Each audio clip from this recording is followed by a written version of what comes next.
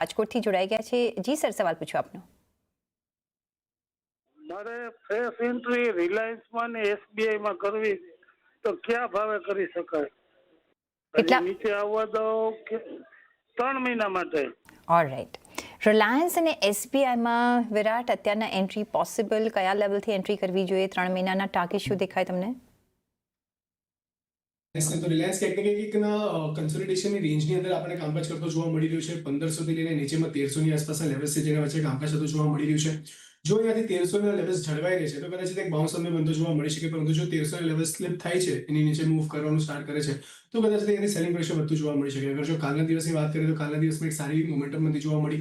નીચેમાં 1318 સુધીના લો બનતા જોવા મળ્યા અને ક્લોઝિંગ ક્યાંક ને ક્યાંક આપણને 1335 પાસે આવતું જોવા મળ્યું છે. તો જે દર્શાવી રહ્યું છે કે લોઅર એન્ડ પર એક સારો બેઝ બનતો જોવા મળ્યો છે, સારો સપોર્ટ બનતો જોવા મળ્યો છે. તો અહીંયાથી તમે 1300 રૂપિયાનો સ્ટોપ લોસ ક્લોઝિંગ બેઝ ધ્યાનમાં રાખીને ચાલવાની સલાહ રહેશે. કરંટ પ્રાઇસ તમે બાય કરીને ચાલી શકો છો.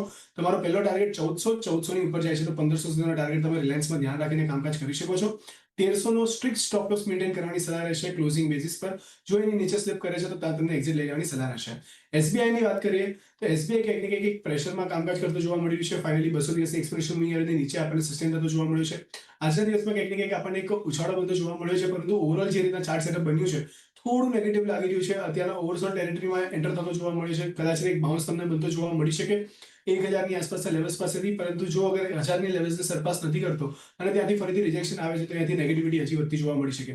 તો એસબીઆઈ ને ફોર નાઉ તમે અવોઇડ કરીને ચાલી શકો છો, પરંતુ યસ રિલાયન્સ તમે ધ્યાનમાં રાખીને કામકાજ કરી શકો છો. ઓકે, તો એસબીઆઈ અત્યારના અવોઇડ કરીશું. 1000 રૂપિયા સુધી જઈ શકે છે, પણ પછી ત્યાંથી જો નથી આગળ વધતો તો સીધું નીચે આવી શકે છે. તો અત્યારના થોડું પ્રેશરમાં છે, થોડું ક્લિયરર પિક્ચર આવવા દો, પછી અહીંયા આપણે એસબીઆઈમાં નજર રાખીશું. પણ યસ, રિલાયન્સ તમે નજર રાખી શકો છો. તમે અહીંયા ખરીદી કરી શકો છો 1300 રૂપિયાનો સ્ટ્રિક્ટ સ્ટોપ લોસ 1400 ને 1500ના ટાર્ગેટ માટે. 1300 રૂપિયાની નીચે જાય છે તો ક્વિકલી ફાસ્ટ તમે એક્ઝિટ કરી લેજો.